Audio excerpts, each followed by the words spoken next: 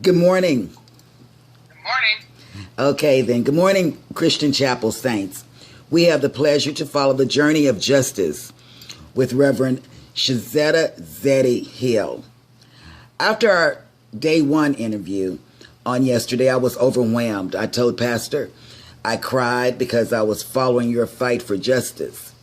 I interviewed you and your husband after Ferguson, but Baltimore hit home. I feel honored and I thank you for the opportunity to interview you and through this journey. Thank you so much. Appreciate you. Okay, we're going to get started. President Obama calling the people that express their anger thugs. Do you agree with that label? Do you think that thug is a new N word and socially accepted in its replacement? I think it's a loaded question. And it's one I've kind of been mulling over because we've seen not only President Obama use it, but we've seen Mayor Stephanie Rawlings, I think her last name is Rawlings Blake, use it, and she actually came back and apologized for it, for using the word. If you wanted to call it an apology. Secondly, President Obama though has defended his use of the word thug. I don't know that I'm troubled so much by the word. Undoubtedly, there were thugs present.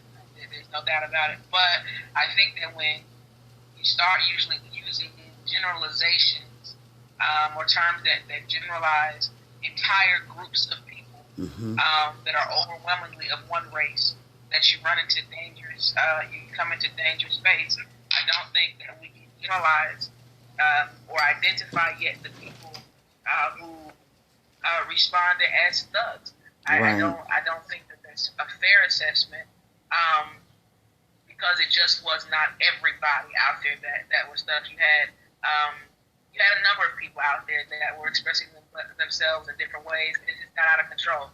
And there's no way that we can say that all of them were thugs, particularly on the day that the unrest began, I think, which was on Monday when it got really rough. Those were not thugs. Those were, if you look at them, they were school kids in school uniforms. That's and right. That was a problem on that's an indictment on the city. They let school out early that day. They let all the schools out at the same time, and they stopped bus transportation in and out of that area. Oh wow, we didn't know that. That is the main transportation hub for the public schools in that city. Those kids had no way to get home. Their parents were at work. All there was a mall across the street. And when they got out of school, they saw officers, hundreds of officers, in riot gear. They cornered them. And one local pastor said it best that we had an opportunity to kind of talk to yesterday. If you corner a rat is just going to fight. He said rat, not cat. If you corner a rat is going to come at you. And that's what happened. They cornered those kids, and those kids went ballistic. And certainly those children, and that's what they were, I'll call them, those children were not thugs. They were misguided. They had a lot of opportunity on their hands, and they had no way home. Oh, we didn't know that. See, we didn't know that. I'm glad you're there because you're knowing the inside. Because I hadn't heard that part of why those kids were on the street. Okay, then. Friday has somehow become the magic day that we have said the truth will be given on how and when the details of Freddie Gray's death will be revealed. Has the clergy leaders addressed the fact to the people that it just might not happen on Friday? Yeah, I think that the clergy leaders are addressing it, the civic leaders are addressing it, but quite frankly, I don't believe it needs to be addressed because the people aren't stupid. And I haven't seen one citizen in Baltimore that has had any true hope or true expectation. They have the hope, but they don't have the expectation that the city will release much on Friday. What happens on Friday is that the investigators will turn over their evidence to the district attorney. One commentator said it best on CNN this morning that it may very well be that some secret transfer of information or delivery of the report has already been given to the district attorney, and maybe it's on Friday that she will make the statement. Or it could be that she just received the information on Friday. More than likely on Friday, they will receive very little information, and that scares me. We're now 2 weeks out on Sunday from when Freddie Gray died. 3 weeks, almost 4 weeks out, or 3 weeks out. He was arrested on April 12th. 3 weeks out when he was arrested, and these people have very, very details as to what happened to his brother. What we've seen, though, is to be a setup for another Ferguson, and that really disappoints me.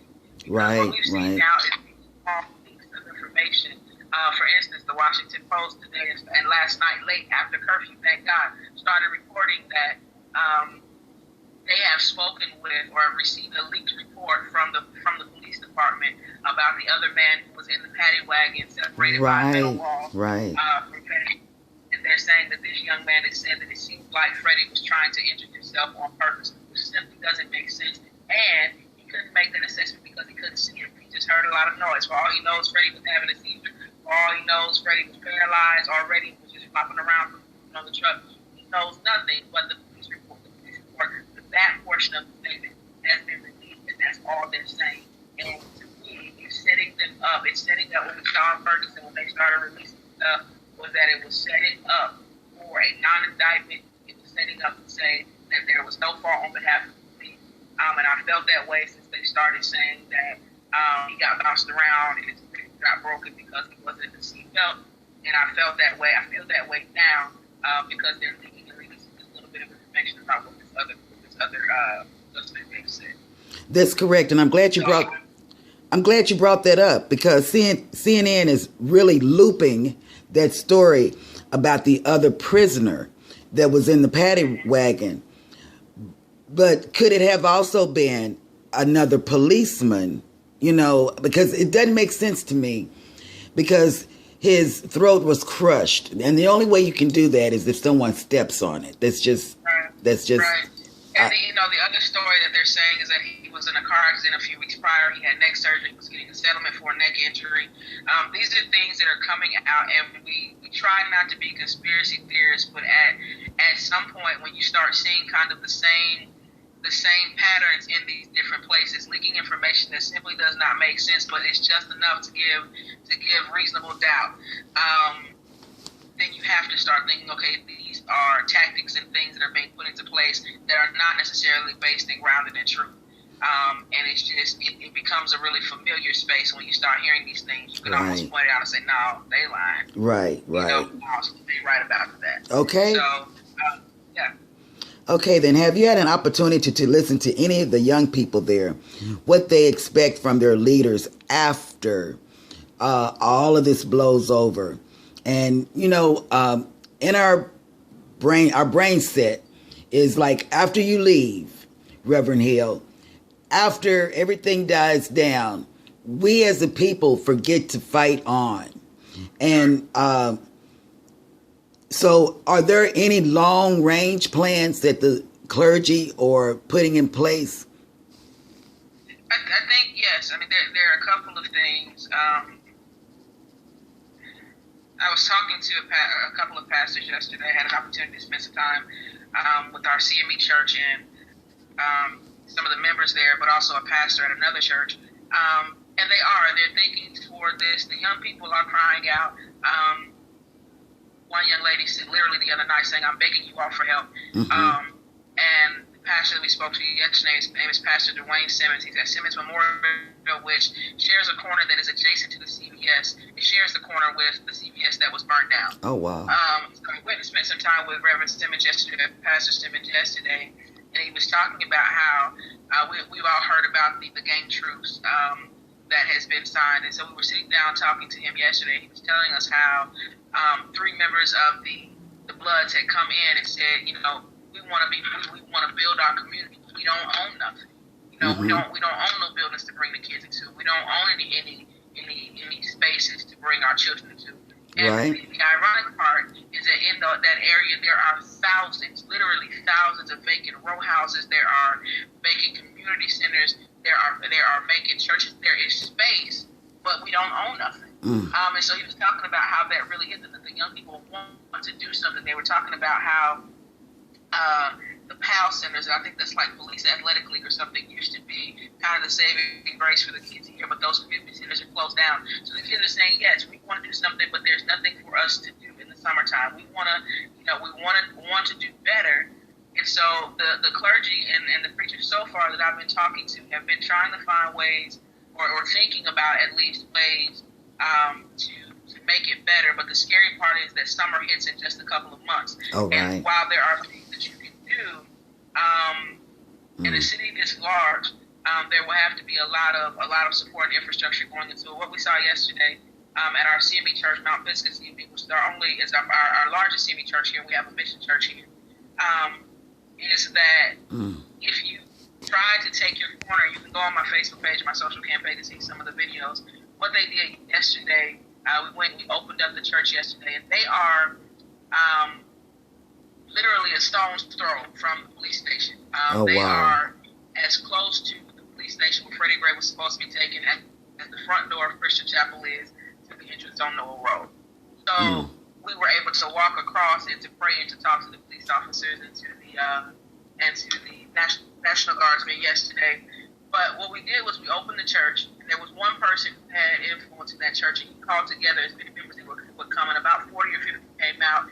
They set up the music. They had praise and worship out there, and had prayer out there. And in that 45 minutes that we were on the street, 8 or 10 people from the community came out, and they stayed behind, and they talked, and they prayed, and some of them will undoubtedly be in church on Sunday. So what I said to Pastor Burns yesterday when I talked to her was, just imagine if every church will take a corner in their city and claim that corner back for the kingdom, and will do ministry from that one corner, so that people know, if I can just make it to this one corner, that I'll meet God here, then we're going to start seeing things pick up. This doesn't have to be everybody going out in the street. This doesn't have to be everybody traveling across the country. If all of us will just take what God has gifted us with, and put that purpose gift, I believe that is going to bless that. That is so true. Okay, then a change is going to have to come. But what is that change for the people, for us? We know there will be another police incident. It will. And it's just not being pessimistic. It's being realistic before the year is out. And we will be back following you on another journey. How do we stop the cycle? Because it's a cycle. I think Cheryl, it goes back to what we've said, prayers and presence. Another police shooting is going to happen before the end of the year. Several are going to happen before the end of the year. One happened a few hours after Freddie Gray got killed. Right now, there's an uprising in Detroit for a man that was killed shot 10 times by an immigration officer in Detroit City. They were protesting there, or in the city of Detroit. They were protesting there last night. It's happening every single day. It's happening all over the country. It's coming to a city near you. And so how we stop the cycle is, one, we have to acknowledge that we have a problem, and we have to own the fact as the church that we've missed the boat so many times. As I've said several times yesterday, we've been several days late and several dollars short. Right. And we've got to decide that we're going to take back our communities, and it comes to prayer, it comes to presence, and it comes to persistence and consistency. Right. Oftentimes, that's what I said to them yesterday, to the churches yesterday I spoke to, if you come out and you do this now, where are you going to be next week? Because we have to stop being a reactive church and be a church that, and I'm not just talking about, individual denominations. We have to be a church that works to be present, the hands and feet of Christ, the body of Christ, before the incidents take place. And so that comes from us finding times and ways for us to be present in our communities. So watch yesterday, and not just for the people, all the police officers, all the law enforcement are not bad. To watch yesterday as we approached that line of National Guardsmen and policemen in riot gear, and to see the ones who saw us coming and walked from the back, they knew from the church, who walked from the back to be included in that prayer, was something powerful. These people are afraid. These people are as worried for their lives as the next person. And many of them, I would say a vast majority of them, are good cops. I believe that with everything. They're good cops who are products of a bad system. And so we want to minister to them and encourage them. Hold your system accountable. Police your own system. Right. As they were asking in Baltimore last night, police your own community. Then police your own system. But we have to recognize that they are people who need ministry. I look at the officers that walk around Christian Chapel every Sunday, just as good and wholehearted as they can be. And so when we try to vilify police in general, we have to think about those that we know our good beliefs. Right, And we right. have to them to create systems and support systems that can stop this cycle. We didn't get here overnight. It's not going to stop overnight. But that doesn't mean, but it's not going to stop ever if we don't start working and be consistent. Thank you, Miss Reverend Hill. This is so wonderful. This is an opportunity that I thank God for Pastor for giving me this opportunity to do for you. And it's a season that you came into my life. You know, this is our season. Yeah. And I am owning it. I'm owning this season that I'm in. And I just overwhelmed again. And I thank you for... I thank you, Cheryl. I really do. In Ferguson, you know, I spent a lot of time at night processing through my thoughts and stuff like that, and I haven't done that. I texted you last night to see if you want to talk today because I wanted to give it to you raw before I even have processed it myself. And I talked a little bit to Pastor yesterday, kind of about what we've seen. We talked through some things via text, but to be able to process this in this way is also good for me.